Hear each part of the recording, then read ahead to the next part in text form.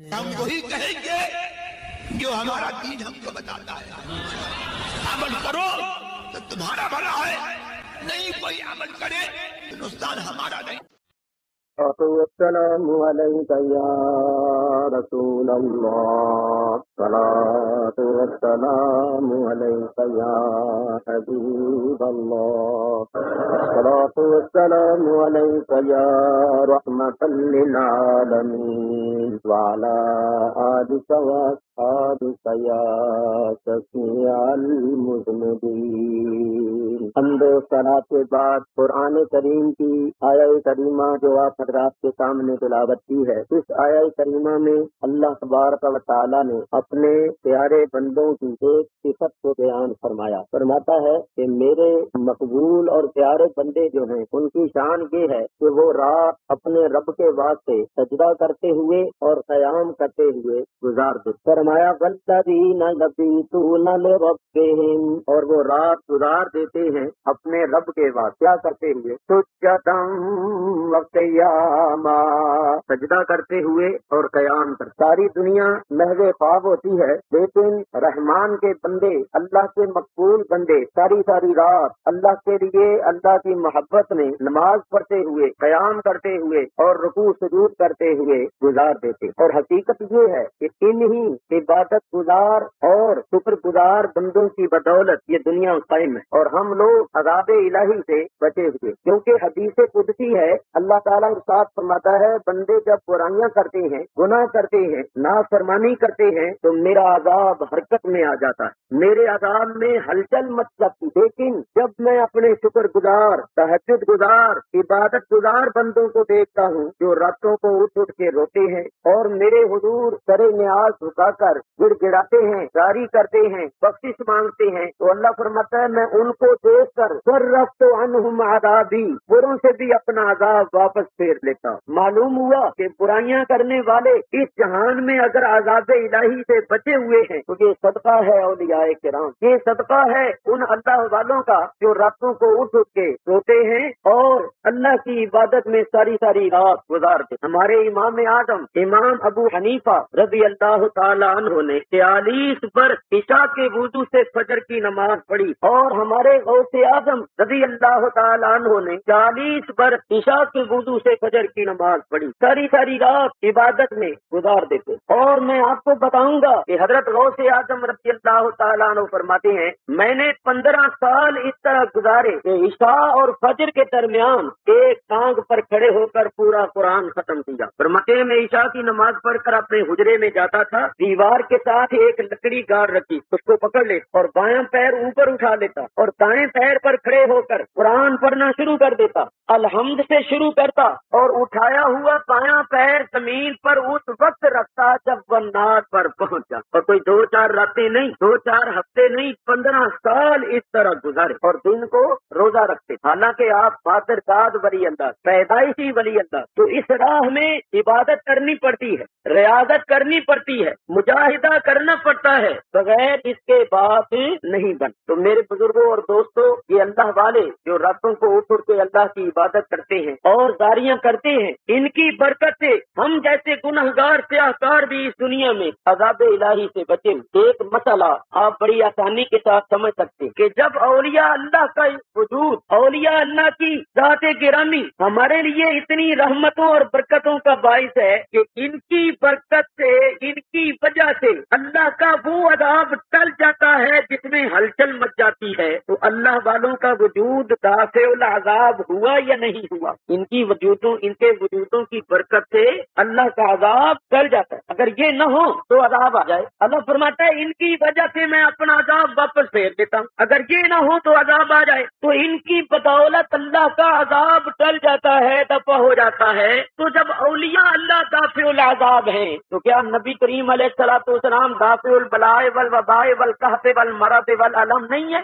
बाद लोग कहते हैं दुरूद आज पढ़ना शिर्क है, इसलिए कि उसमें میں آتا ہے دافع البلائے والوبائے والقحط والمرض والعلم کہ حضور بلاؤں وباؤں مرضوں اور دکھوں دردوں کو دور کرنے والے ہیں. تو وہ کہتے ہیں یہ کہنا شرک ہے، اللہ کے سوا کوئی مرض دور نہیں کر سکتا، کوئی دکھ درد دور نہیں کر سکتا. میں یہ کہتا ہوں کہ اللہ کے عذاب سے بڑی کوئی بلا نہیں، اللہ کے عذاب سے بڑی کوئی وبا نہیں. تو جب اولیاء اللہ کے وجودوں کی برکت سے عذاب چل جاتا ہے تو رحمت للعالمین صلی اللہ تعالی علیہ وسلم کی ذات گرامی ہمارے لیے کتنی رحمتوں اور برکتوں کا باعث ہو. حضور کی تو بڑی شان ہے. حضور فرماتے ہیں میرے مدینے شہر کی مٹی جو میرے قدموں کے نیچے آ گئی ہے، فرمایا غبار المدینہ پہ یبرئ الجزام والبرصا، میرے مدینے شہر کی مٹی جزام اور برس جیسی بیماریوں کو دور کر دیتی. مٹی جس مٹی پر حضور کے قدم آ گئے وہ دافع الامراض، وہ بیماریوں کو دور کرتی ہے. ارے جو کپڑے حضور کے جسم کے ساتھ لگ گئے وہ مرضوں کو دور کرتے. صحیح مسلم شریف کی حدیث ہے، حضرت اسماء بنت ابی بکر صدیق رضی اللہ تعالیٰ عنہ فرماتی ہیں ہمارے پاس نبی کریم صلی اللہ علیہ وسلم کا جبہ تھا، ہم میں جب بھی کوئی بیمار ہو جاتا ہم اس جبے کو نکالتے اور اس کا ایک کونا پانی میں بھگو کر وہ پانی مریض کو پلاتے تو اس کی مرض دور ہو جاتی، اس کی بیماری دور ہو جاتی. تو جو کپڑے حضور کے جسم کے ساتھ لگ گئے وہ دافع الامراض، جو مٹی قدموں کے نیچے آ گئی وہ دافع الامراض. تو حضور کی تو بڑی شان ہے، حضور کے غلاموں کی برکت سے بلائیں اور وبائیں دفع ہو جاتی. حضور فرماتے ہیں ملک شام میں 40 ابدال ہیں جن کی بدولت وبائیں اور بلائیں دفع ہوتی ہیں. انہی کی برکت سے میਂہ برستا ہے، انہی کی برکت سے لوگوں کو رزق ملتا ہے. اگر وہ نہ ہو تو نہ بلائیں وبائیں دفع ہو، نہ میਂہ برسے، نہ کسی کو رزق. جب اولیاء اللہ کی یہ شان ہے تو حضور سید الانبیاء کی کیا شان؟ حضور تو ساری کائنات کے لیے رحمت. حضور کی برکت سے تو کافروں پر بھی اس دنیا میں عذاب نہیں آئے. اللہ فرماتا ہے وما کان اللہ لیعذبہم وانت فیہم، اے میرے حبیب اللہ ان کافروں پر عذاب اس لیے نہیں کرتا کہ تو بھی ان میں تشریف فرما ہے.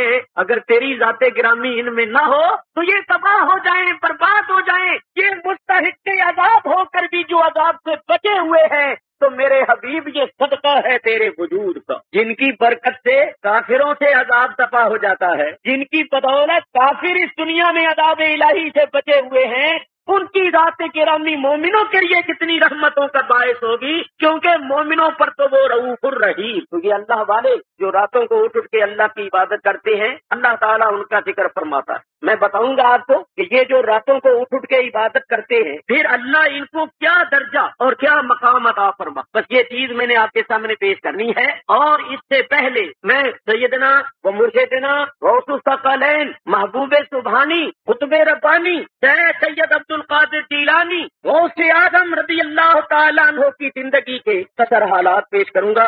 آپ حضرات بڑے سکون اور بڑے اطمینان کے ساتھ تشریف رکھتے ہوئے سنیں. اور میں غوث اعظم کے حالات اس انداز میں پیش کروں گا کہ اعلیٰ حضرت امام اہل سنت مولانا شاہ احمد رضا فاضل بریلوی رحمۃ اللہ علیہ نے غوث اعظم کی منقبت لکھی. غوث اعظم کی شان میں ایک منقبت لکھی ہے. اس منقبت کے چند اشعار پڑھوں گا اور ان اشعار کی تشریح کرتے ہوئے حضرت غوث اعظم کے حالات پیش کروں. آپ حضرات میرے ساتھ مل کر اس منقبت کا پہلا شعر پڑھتے. اللہ حضرت فرماتے ہیں تو ہے وہ غوث کے ہر غوث ہے شیدا تیرا، تو ہے وہ غوث کے ہر غوث ہے شیدا تیرا، اور تو ہے وہ غیث کے ہر غیث ہے پیاسا تیرا، تو ہے وہ غیث کے ہر غیث ہے پیاسا تیرا. غوث کے معنی ہے فریاد رس، جو فریاد سنے اور پھر فریاد رسی کرے. اور غیث کے معنی ہے بارش کے. تو اعلیٰ حضرت فرما رہے ہیں کہ اے غوث اعظم جہان میں غوث تو بہت ہوئے، درد مندوں کی فریاد سننے والے اور فریاد رسی کرنے والے اولیاء اللہ تو بہت ہوئے، مگر تو وہ غوث ہے کہ جہان کے دوسرے غوث ہو کر بھی تجھ پر شیدا، اور تو ہے وہ غیث، تو وہ فیض کی بارش ہے کہ ہر غیث ہے پیاسا تیرا، یعنی ہر بارش تیری پیاسی ہے۔ اس کو استعارے کے رنگ میں بیان کیا ہے۔ مطلب یہ ہے کہ دوسرے اولیاء اللہ جو لوگوں کو فیض پہنچانے والے ہیں، جو دوسروں کے لیے فیض کی بارش کا حکم رکھتے ہیں، وہ فیض پہنچانے والے ہو کر، فیض کی بارش ہو کر بھی تیرے فیض کے پیاسے، دوسروں کو فیض پہنچانے والے ہو کر بھی تیرے فیض کے پیاسے ہیں، اس لیے کہ تو پیروں کا پیر ہے، تو کتبوں کا کتب ہے، تو غوثوں کا غوث ہے، تو ہے وہ غوث کے ہر غوث ہے شیدا تیرا، تو ہے وہ غیث کے ہر غیث ہے پیاسا تیرا، جو ولی قبل ہوئے یا بعد ہوئے یا ہوں گے، جو ولی قبل ہوئے یا بعد ہوئے یا ہوں گے، سب ادب رکھتے ہیں دل میں میرے آقا تیرا، سب ادب رکھتے ہیں دل میں میرے آقا تیرا۔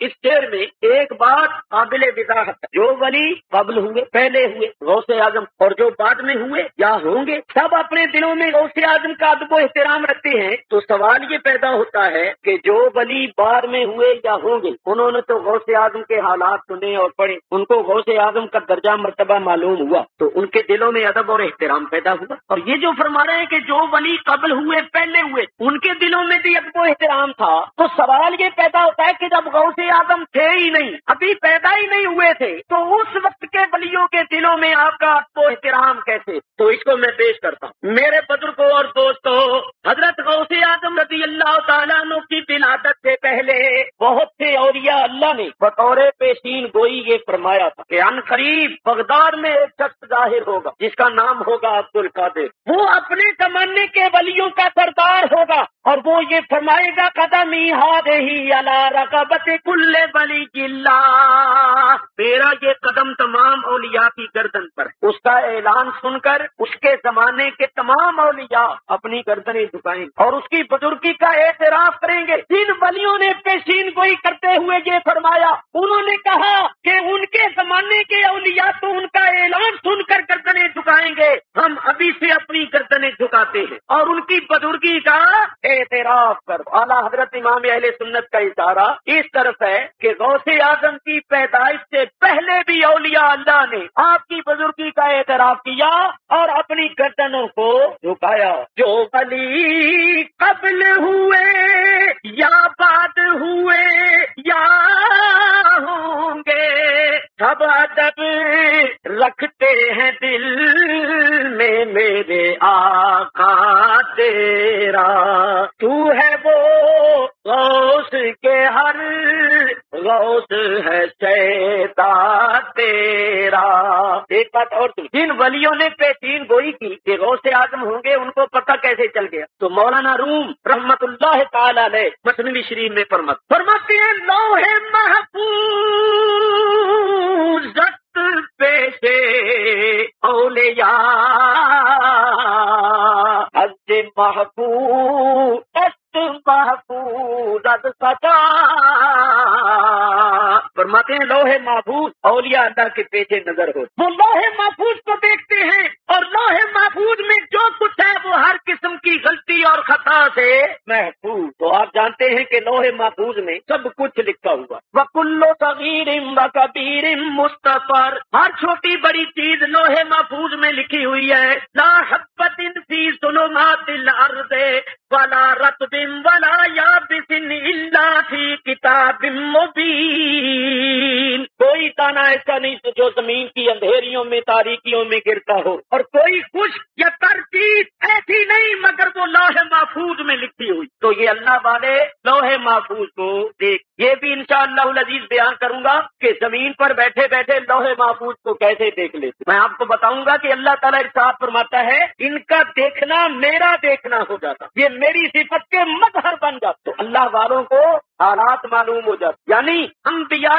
کرام علیہم السلام کے وسیلے اور واسطے سے اللہ تعالیٰ اولیاء کرام کو بھی بعض علوم غیبیہ عطا فرماتا۔ تذکرۃ الاولیاء شریف پڑھ کر دیکھیے، مثنوی مولانا روم پڑھ کر دیکھیے، سلطان العارفین حضرت باجدید بستامی رضی اللہ تعالیٰ عنہ بڑے کامل اکمل ولی اللہ کے، وہ ایک مرتبہ قصبہ خرقان کے پاس سے گزرے، ٹکڑے ہو کر لمبے لمبے سانس کھینچنے لگے، جیسے کوئی چیز سونگتا ہو، خوشبو لیتا ہو، اس طرح سانس اندر کو کھینچنے لگے۔ تو جو حاضرین تھے، رفقا تھے، انہوں نے عرض کیا حضرت آپ کیا سونگتے؟ ہمیں تو کوئی خوشبو وغیرہ نہیں آ رہی۔ فرمایا مجھے اس بستی سے ایک مرد خدا کی خوشبو آ رہی۔ رفقا نے عرض کیا حضرت وہ مرد خدا اس بستی میں موجود ہے؟ فرمایا نہیں، میری وفات کے 100 سال بعد پیدا ہوگا، میری وفات کے 100 برس بعد پیدا ہوگا، لیکن خوشبو اس کی مجھے ابھی سے آ رہی۔ فرمایا اس کا نام ہوگا ابو الحسن، اس قسم کی شکل ہوگی، اس قسم کی صورت ہوگی، اس قسم کا حلیہ ہوگا۔ حضرت نے سب کچھ فرمایا اور فرمایا میرا مرید ہوگا اور میرے سلسلے کو آگے چلائے۔ چنانچہ آپ کی اس پیشین گوئی کے مطابق 100 سال بعد حضرت خواجہ ابو الحسن خرقانی پیدا ہوئے، جو حضرت سلطان محمود غزنوی رحمت اللہ علیہ کے پیر و مرشد، بڑے ولی اللہ۔ تو میرے دوستو اولیاء اللہ کو معلوم ہو جاتا ہے، اللہ ان کو معلوم کرا دے اور ان کو خوشبوئیں بھی آ جاتی ہیں۔ میرے دوستو ذرا غور کرنا، جس کی ناک بند ہو اس کو خوشبو آئے، اور جس کو نزلہ ہو، زکام ہو، ناک بند ہو، اس کی ناک کے سامنے آپ عطر کی شیشی بھی کر دیں تو اس کے دماغ میں خوشبو نہیں جائے، کیونکہ رستہ جو بند ہے، رستہ بند ہے تو خوشبو دماغ میں کیسے پہنچے؟ تو جن کی ناک بند ہوتی ہے ان کو خوشبو نہیں آتی، جس کی ناک بند ہو جائے اس کے دماغ میں خوشبو نہیں پہنچتی، اور جس کا دل بند ہو جائے اس کے دل میں ہدایت نہیں پہنچتی۔ تو دعا کرو کہ کسی کا معاملہ بند نہ ہو، کسی کا معاملہ بند نہ ہو، بند ہو گیا تو بس معاملہ سارا تھا۔ تو جن کو خوشبوئیں نہیں نہ آتی ان کی ناک بند ہے، اور اللہ والوں کو خوشبوئیں آ جاتی۔ قرآن پڑھ کر دیکھ، حضرت یعقوب علیہ السلام نے ارشاد فرمایا تھا انی لاجد ریح یوسف، آج تو مجھے یوسف کی خوشبو آ رہی۔ یوسف مصر میں ہیں، یعقوب علیہ السلام کے نعان میں ہیں، یوسف علیہ السلام ملک مصر میں، یعقوب علیہ السلام ملک شام میں، مگر خوشبو آتی ہے۔ نبی کریم علیہ السلام ملک یمن کی طرف منہ کر کے فرماتے تھے مجھے ادھر سے محبت کی خوشبو آتی ہے۔ یہ کس کی خوشبو تھی؟ حضرت اویس قرنی رضی اللہ تعالیٰ۔ تو محبت والوں کو خوشبوئیں آ جاتی۔ ہر صورت عرض یہ کر رہا تھا، اب میں زیارت نصیب ہوئی، سرکار مجھے خواب میں ملے اور فرمایا یا ابا صالح آتاک اللہ تعالی ابنا صالحا وهو ولدی ومحبوبی ومحبوب اللہ تعالی فیکون شام بین الاولیاء والاقطاب کاشانی بین الانبیاء والرسل۔ حضور نے فرمایا اے ابو صالح، اللہ تجھے ایک نیک بیٹا عطا کرے گا، وہ میرا بھی بیٹا ہوگا اور میرا محبوب بھی ہوگا اور اللہ کا محبوب بھی ہوگا۔ ان قریب ولیوں اور کتبوں میں اس کا شان اس طرح نمایاں ہوگا جس طرح میرا شان نبیوں اور رسولوں میں نمایاں۔ میں نبیوں اور رسولوں کا سردار ہوں تو وہ اپنے زمانے کے ولیوں اور کتبوں کا سردار ہو۔ تو اگر یہ روزے رکھتا ہے تو کوئی تعجب کی بات نہیں، کیونکہ یہ ولیوں اور کتبوں کا سردار ہے۔ اسی واسطے کسی نے کہا کہ غوث اعظم سرمیان اولیاء جو محمد سرمیان انبیاء صلی اللہ علیہ وسلم۔ اردو میں بھی کسی نے ترجمہ کیا، محمد کا رسولوں میں ہے کیسے مرتبہ اعلیٰ صلی اللہ علیہ وسلم۔ محمد کا رسولوں میں ہے کیسے مرتبہ اعلیٰ، ہے افضل اولیاء میں یوں ہی رتبہ غوث اعظم کا، 14-15 रोज हुए तो सारे कस्बा जीलान में ये मशहूर हो गया कि सादात के यहाँ, अशराफ के यहाँ एक लड़का पैदा हुआ है जो पैदाइशी रोजे रख रहा है, वली अल्लाह। तो औरतें और मर्द इस मुबारक बच्चे को देखने चले आ रहे थे कि चलो उस मुबारक बच्चे की ज़ियारत करें जो पैदाइशी वली है और रोजे रख रहा। 29 रोजे गुजर गए, लोग चांद देखने लगे, बादल छाए हुए। लोगों ने कहा क्या पता इन बादलों के नीचे चांद हो, अब ये बादल हटे तो पता चले, अब क्या करें। एक बड़े मियाँ ने कहा क्यों तकल्लुफ करते हो, जाओ जाके खाना खाओ, ईशा की नमाज पढ़ो, तरावी पढ़ो, रात को सहरी करो,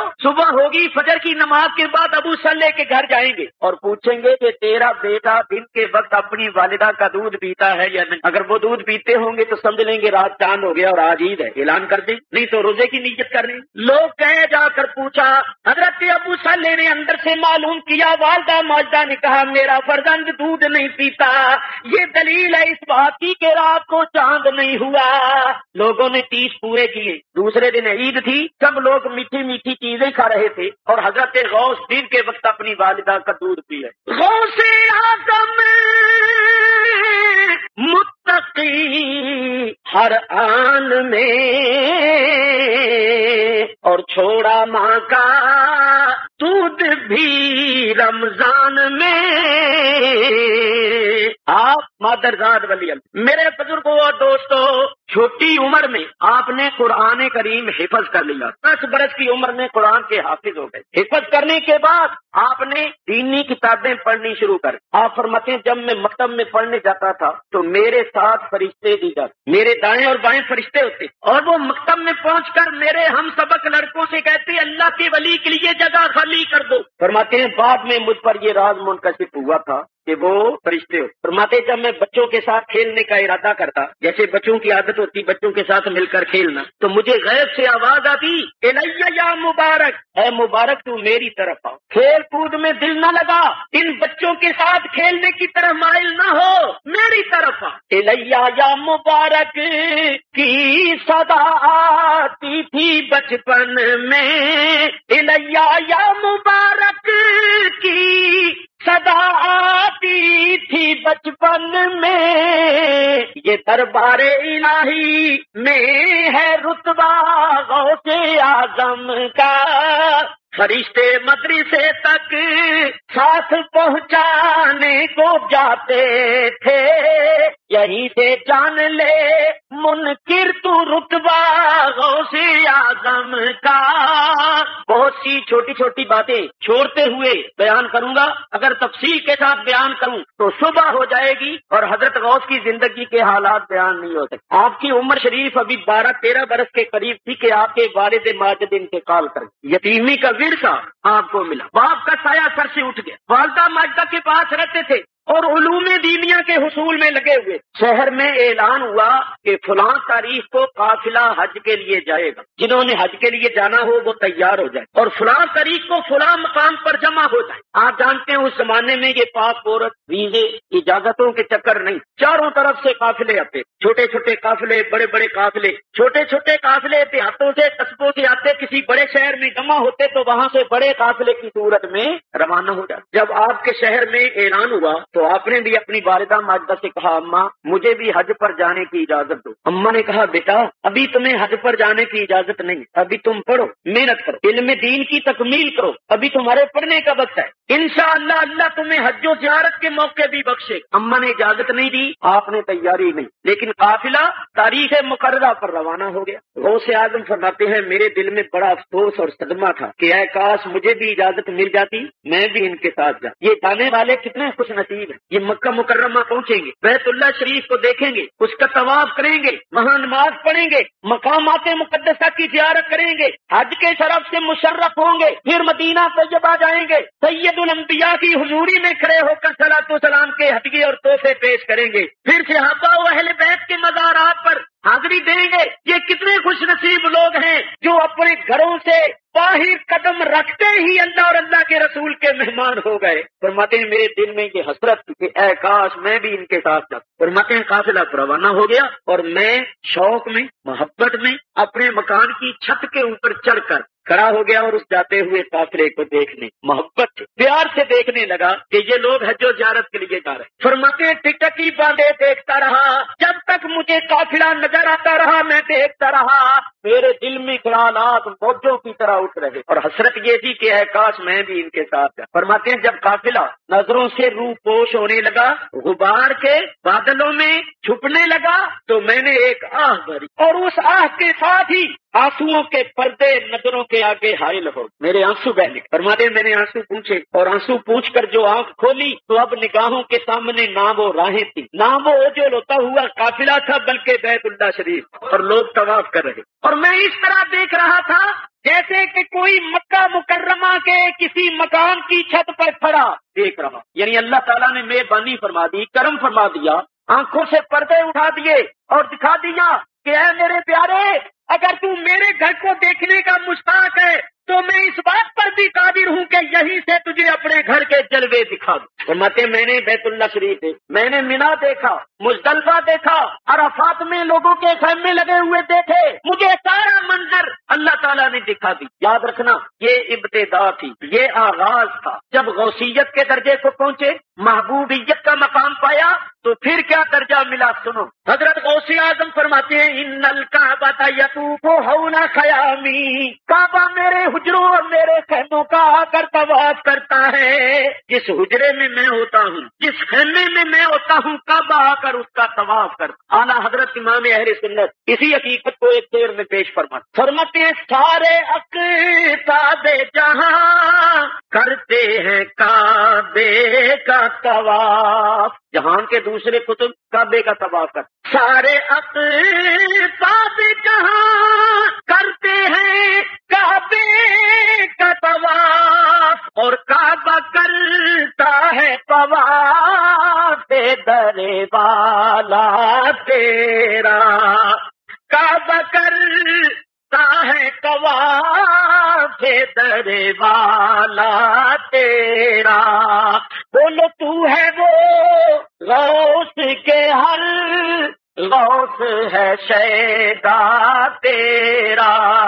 یہاں ایک بات عرض کرتا ہوں، کیونکہ یہ بات جو میں نے بیان کی ہے بڑی پیاری، بڑی میٹھی، بڑی لذیذ بات ہے، لیکن یہ بعضوں کو اچھی نہیں لگے۔ وہ کیا کہیں گے؟ وہ کہیں گے لو دیکھ کعبہ غوث اعظم کے حجرے کا طواف کرنے جاتا ہے، یہ کیسی بات عقل میں آ سکتی ہے؟ لا حول ولا قوت۔ یہ لوگ تو حد سے بڑھا دیتے ہیں۔ کبھی کعبہ بھی کسی کا طواف کرنے گیا؟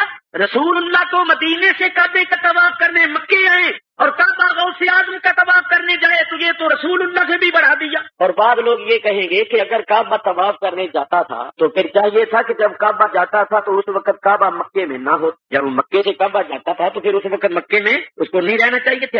حالانکہ کعبہ تو کبھی مکے سے ایک لمحہ کے لیے بھی کبھی جدا اور غائب نہیں ہوا، تو یہ کیسے ہو سکتا ہے کہ کعبہ غوث اعظم کا طواف کرنے کے لیے جائے؟ تو لوگ اس پر بڑا اعتراض کریں، اس وقت نہیں کریں گے تو میرے جانے کے بعد کریں گے، پچھوں بولیں گے، پچھوں جان دیں یعنی پیچھے سے بولیں گے میرے جانے کے بعد، کیونکہ بعض لوگ پیچھے سے بھی بولتے ہیں، اور آپ جانتے ہیں جو پیچھے سے بولتا ہے وہ بدبو ہی پھیلاتا ہے، تو بعض لوگ پچھوں بولیں گے پچھوں۔ تو اس لیے میں چاہتا ہوں ذرا اس کی وضاحت کروں۔ سنو، دیکھو میٹھا پانی بیمار آدمی کو کڑوا لگتا ہے یا نہیں؟ جس کو بخار ہو، جو بیمار ہوتا ہے نا، اس کو میٹھا پانی کڑوا لگتا ہے۔ وہ ماں سے کہتا ہے ماں پانی کڑوا ہے، ماں کہتی ہے بیٹا پانی تو کڑوا نہیں، تیرا منہ کڑوا ہے، تیرا منہ کڑوا۔ اور جس کو ملیریا کا بخار ہو اس کو شیریں لذیذ دودھ بھی بد ذائقہ معلوم ہوتا ہے یا نہیں؟ میاں جو جسمانی بیمار ہو اس کو میٹھا پانی کڑوا لگتا ہے، اور جن کے دلوں میں بد اعتقادی کا مرض ہے ان کو انبیاء و اولیاء کی شان کی باتیں اچھی نہیں لگتی۔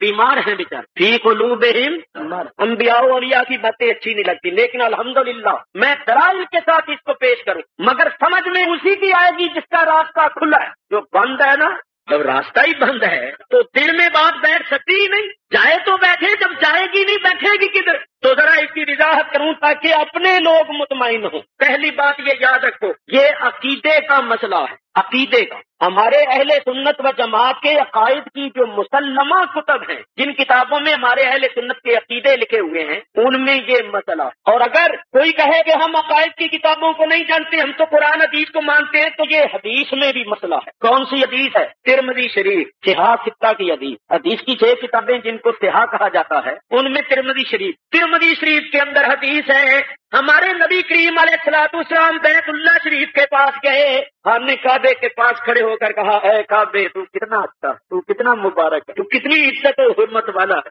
اے کعبے، اللہ کے نزدیک تیری بڑی عزت ہے، بڑی حرمت ہے. لیکن نبی کریم نے فرمایا، خدا کی قسم، مرد مومن کی عزت و حرمت اللہ کے نزدیک تجھ سے زیادہ ہے. یہ حضور نبی کریم علیہ الصلوۃ والسلام کا فرمان ہے. مشکوٰۃ شریف کے اندر بھی حدیث موجود ہے. تو عقیدے کا یہ مسئلہ ہے کہ مرد مومن کی عزت حرمت اللہ کے نزدیک کعبے سے زیادہ ہے. ایک بات یہ یاد رکھ. دوسری بات، اللہ تعالیٰ ارشاد فرماتا ہے کہ میں 7 آسمانوں اور 7 زمینوں میں نہیں سما سکتا، اگر سمانا چاہوں تو اپنے بندے کے دل میں سمائے. اسی بات سے صوفیاء فرماتے ہیں، قلب المومن عرش اللہ تعالی، مومن کا دل اللہ کا عرش. عارفوں کے شہنشاہ